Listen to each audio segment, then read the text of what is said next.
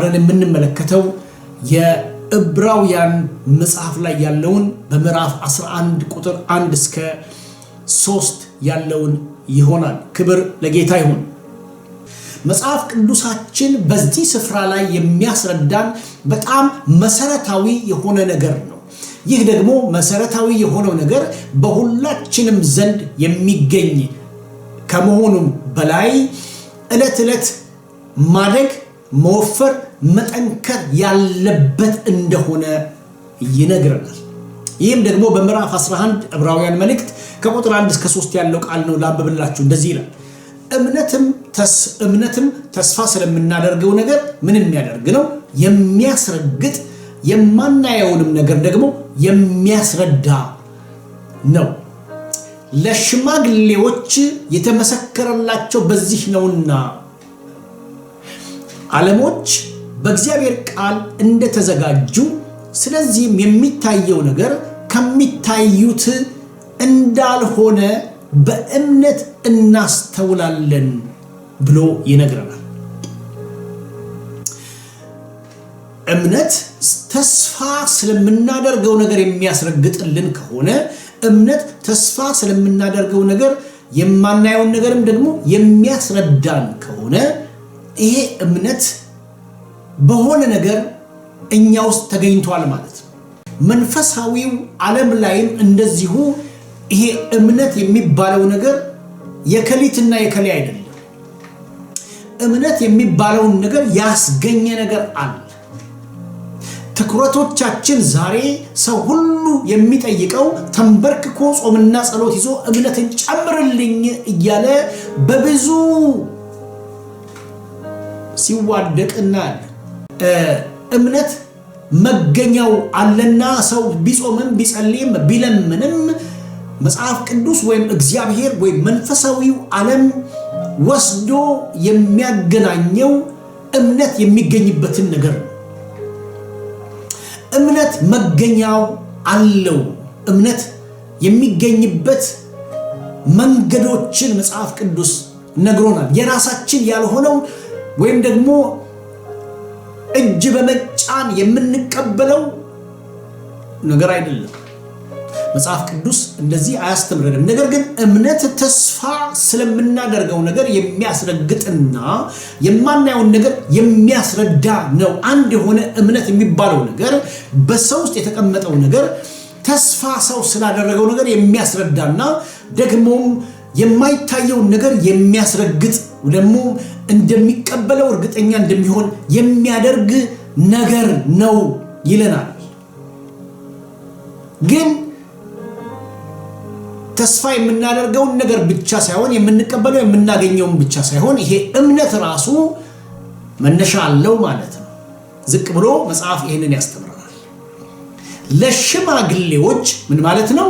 አሁን አብረን የምንጓዘው ወደ ለእምነት ምክንያት ወደ ሆኑ ነገሮች ነው።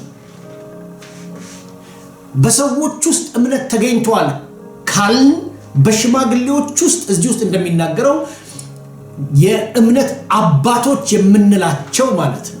ምዕራፍ 12 ላይ ሄደን ብናነብ የእምነት አባቶችን ዘርዝሮልን እናገኛለን። የነዚህ ሰዎች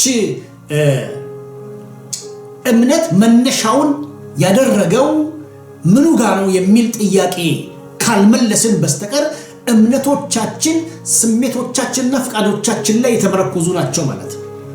ወይም ደግሞ እምነታችን እውነተኛ ባልሆነ ነገር ላይ የተመሰረተ ነው ማለት ነው። ብዙውን ጊዜ እመን የሚል ነገር በብዙ መድረኮች ሲሰማ ነው የምናገኘው። እመን ብቻ እንጂ የሚል ነገር ሰዎች ሲናገሩ እንሰማለን። ግን በማን ልመን? ምን ልመን? ምንድነው ማምነው? ለምንድነው ማምነው? እንዴት ልመን? ምን ልመን የሚለውን ነገር በብዙ አንሰማቸው። መጽሐፍ ቅዱስ በድንግዝግዝ እንድንሄድ በጭራሽ አልጠራንም። እምነቶቻችንን ሄደን ልናስፈትሽ የምንችልባቸው ቦታዎችና እንዲፈትሹልን የምንሰጣቸው ሰዎች የሉ። አንዳንድ ሰዎች ነገሮችን ካለማግኘታችን የተነሳ ካለመቀበላችን የተነሳ ወይም ደግሞ ሰዎች ነገሮቻቸውን ካለማግኘታቸውና ካለመቀበላቸው የተነሳ እምነት ስለጎደለህ ነው ብለው ፈጥነው ፍርድ ውስጥ ይገባል። ለፍርድ ቸኩለው ያ ግራ የተጋባውን ሰው ሊያምን የሚጥረውን የሚጣጣረውን ሰው የበለጠ ግራ መጋባት ውስጥ ይከቱታል ወይም እየከተቱት እንዳለ ይታያል። እምነቶቻችንን እንድንመለከተው መጽሐፍ ቅዱሳዊ ነው። እምነቶቻችንን እንድናቀው መጽሐፍ ቅዱሳዊ ነው። እምነቶቻችን ምን ይመስላሉ የሚለውን ነገር ማወቅ መጽሐፍ ቅዱሳዊና መንፈሳዊው ዓለም ላይ ዕለት ዕለት ልንጠይቀው የሚገባ ነገር። በዘፍጥረት ምዕራፍ 2 ላይ እግዚአብሔር ወይም ደግሞ በዘፍጥረት ምዕራፍ ከሱ ሊጀምር ከምዕራፍ 1 ላይ በመጀመሪያ እግዚአብሔር የሚል ቃል እናገኛለን። ሰማይና ምድር መፍጠሩ ሌላ ሆኖ በመጀመሪያ እግዚአብሔር የሚለውን ቃል ብንወስድ እግዚአብሔር በምድር ላይ መኖሩን ነው ያስተዋወቀው። ስለዚህ የተፈጠረውም ሰው እግዚአብሔር ከሰው የጠበቀው የሚጠብቀው ነገር ይህንን በመጀመሪያ እግዚአብሔር ብሎ ራሱን የገለጠውን አምላክ እንዲያውቀው እንዲያምነው አይደለም። አምኗል የምንል ከሆነ አውቋል እያልን። ስለዚህ እግዚአብሔር ራሱን ነው በፍጥረት የገለጠው ያስተዋወቀው። ምን መስራት እንደሚችል ነው የገለጠው። አቅሙን ነው የገለጠው። መኖሩን ነው የገለጠው። ሲጨርስ ሰው ጋር ሲደርስ በምዕራፍ 2 ቁጥር 8 ላይ እግዚአብሔርም አምላክ በምስራቅ ኤደን ተከለ፣ የፈጠረውንም ሰው በዚያ አኖረው ይለናል። እግዚአብሔር ይህንን ሰው ሲፈጥር እንዲያምነው አልጠየቀው። እግዚአብሔር ይህንን ሰው ሲፈጥረው ራሱን ነው የገለጠለት፣ የራሱን ነው የሰጠው። በሰጠው ነገር እግዚአብሔርን እንዲያውቀው ነው ያደረገው። ዕብራውያን ምዕራፍ 11 በዚህ ካልተፈታ እዛ ዕብራውያን ምዕራፍ 11 ላይ የምናገኘው ነገር ወይም ደግሞ ዛሬ በሰው ውስጥ አለ የሚባለው እምነት ሁሉ ስሜታዊና ፍቃዳዊ ነው ወይም ደግሞ ምናባዊ ነው።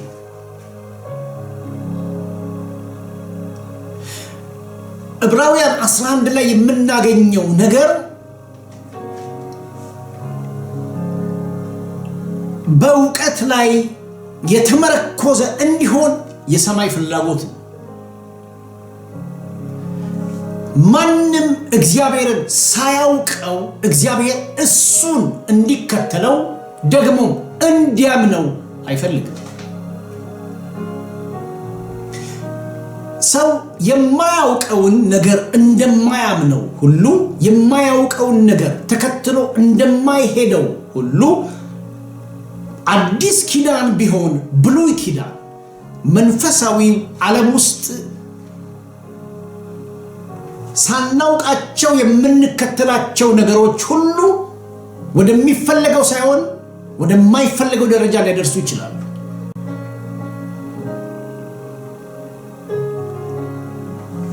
በኤደን ገነት ከተከለ በኋላ የፈጠረውን ሰው በዚያ አኖረው።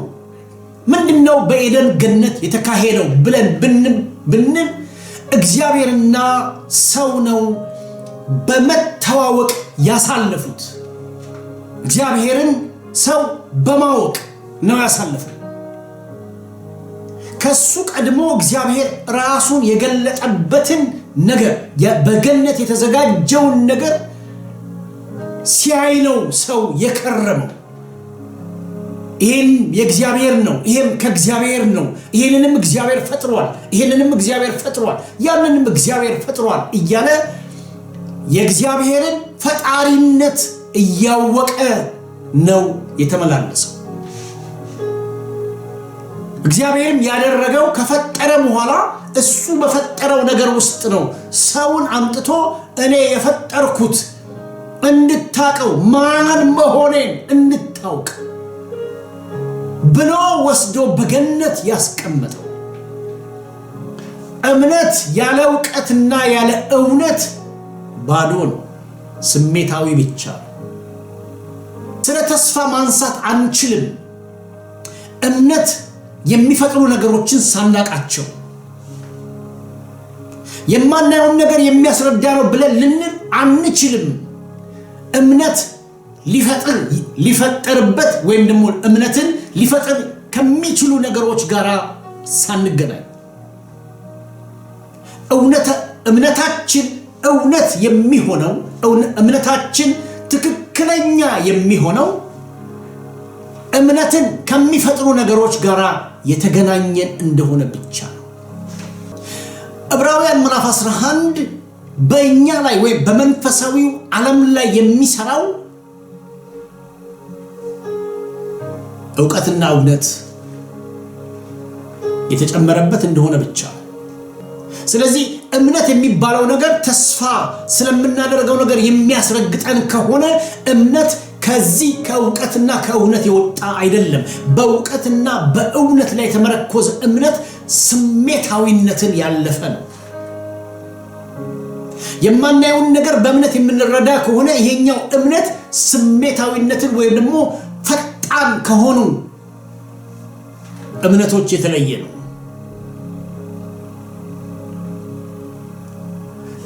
እምነት የሚያድግ ነው። ሆሴ ምዕራፍ 4 ቁጥር 1 ላይ እንደዚህ የሚል ቃል እናገኛለን። እናንተ የእስራኤል ልጆች ሆይ እውነትንና ምሕረትን እግዚአብሔርን ማወቅ በምድር ስለሌለ። ስለ እምነት መጽሐፍ ቅዱስ ብዙ አይደለም የሚያብራራልን የሚተነትንልን። ስለ እምነት የሚያወራልን ከሆነ የሚያወራው ስለ ዕውቀትና ስለ እውነት ነው። ኢየሱስ እንደዚህ ነው ያለው፣ እኔ እውነት ነኝ፣ ሕይወት ነኝ፣ መንገድም ነኝ። በእነዚህ 3 ነገሮች ላይ የታሰረ እምነት እንዲኖረን ነው እግዚአብሔር የሚፈልገው። ማስደሰት አንችልም ያለዚህ እምነት። እግዚአብሔርን ያለዚህ ማስደሰት አይቻልም ከተባለ፣ ያለ እምነት ማስደሰት አይቻልም ከተባለ እምነት የሚባለው ነገር እግዚአብሔር በምንድን ነው ደስ ቢለው? ድንገት በሚመጣልኝ እምነት ነው? እንዲህ አይደለም። ድንገት የሚመጣልኝ እምነት የለም። ምናልባትም ከመጣልኝ ምርኩዜ እዛ ጋር የእግዚአብሔር ቃልና የእግዚአብሔር ቃል ነው ማለት ነው። እውነትና ምሕረት እግዚአብሔርን ማወቅ በምድር ስለሌለ እግዚአብሔር በምድሩ ላይ ከሚኖሩ ጋራ ክርክር አለውና የእግዚአብሔርን ቃል ስሙ። አሁንም የሚነግረን ለብሉይ ኪዳን እንዳልኳችሁ የሚያስታውቀው እግዚአብሔር እሱን በማወቅ ላይ ነው። እሱን እንዲያውቁት ነው እግዚአብሔር ከሕዝብ ጋር የደከመው። ትንቢተ ሆሴዕ ምዕራፍ 6 ቁጥር 6 ላይ ከመስዋዕት ይልቅ ምሕረትን ከሚቃጠል መስዋዕት ይልቅ ብሎ አለ። ብሉይ ኪዳን በሚቃጠሉ መስዋዕቶች የታጀበ ነው ወይም ነበር። እግዚአብሔር ራሱ የፈለገው ነው ይሄንን የሚቃጠሉትን መስዋዕቶች። ነገር ግን እግዚአብሔር ከሚቃጠል መስዋዕት ውጪ የልባቸውን ዝንባሌ ስላየ፣ የልባቸውን ስለተመለከተ፣ እምነቶቻቸውን ስላየ፣ ድርጊቶቻቸውን ከልባቸው ሐሳብ ጋር ስለተመለከተ ምን አለ? ከሚቃጠል መስዋዕት ይልቅ እግዚአብሔርን ማወቅ እወዳለሁ ብሎ ሲናገራቸው እንሰማለን። በማቴዎስ ወንጌል ምዕራፍ 13 ቁጥር 11 ላይ እርሱ መልሶ እንዲህ አላቸው ይላል፣ ለእናንተ ቅድም ተናግሬያለሁ፣ ወይም ደግሞ ከዚህ ቀደም ባለው ቪዲዮዎች ላይ ተናግሬያለሁ፣ የእግዚአብሔርን መንግስት ማመን ተሰጥቷችኋል ሳይሆን ማወቅ ተሰጥቷችኋል። የእግዚአብሔር መንግስት የምትታወቅ ናት። በእውቀት ሰው በእግዚአብሔር መንግስት ውስጥ ሊኖር እንደሚችል ነው የሚናገረው። በእግዚአብሔር መንግስት ውስጥ ሰው ሲኖር ሊኖር የሚገባው እግዚአብሔራዊ በሆነ ዕውቀት ነው። መንፈሳዊ በሆነ ዕውቀት ነው። መንፈሳዊ በሆነ እውነት ነው። ይሄ ባይሆን ኖሮ ጌታ ኢየሱስ ክርስቶስ የእግዚአብሔር መንግስት እኔ ነኝ፣ እውነት እኔ ነኝ፣ መንገድ እኔ ነኝ ሕይወትም እኔ ነኝ ባላለንም። የእግዚአብሔር መንግስት መጥታለች፣ ስለዚህ ለእናንተ ደግሞ መንግስቱን እመኑ አይደለም ያለው፣ እወቁት።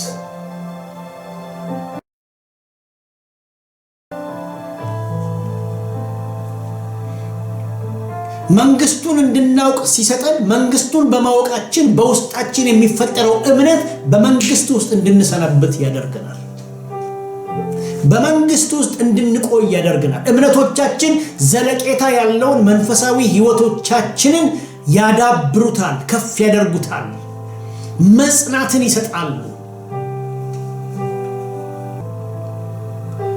ወደ ኤፌሶን ሰዎች የተጻፈ አንድ ቃል ጳውሎስ በጣም በሚያስገርም ሁኔታ ለኤፌሶን ሰዎች በኤፌሶን ለሚቀመጡ ክርስቲያኖች እንደዚህ ብሎ ጽፎ እናገኛለን።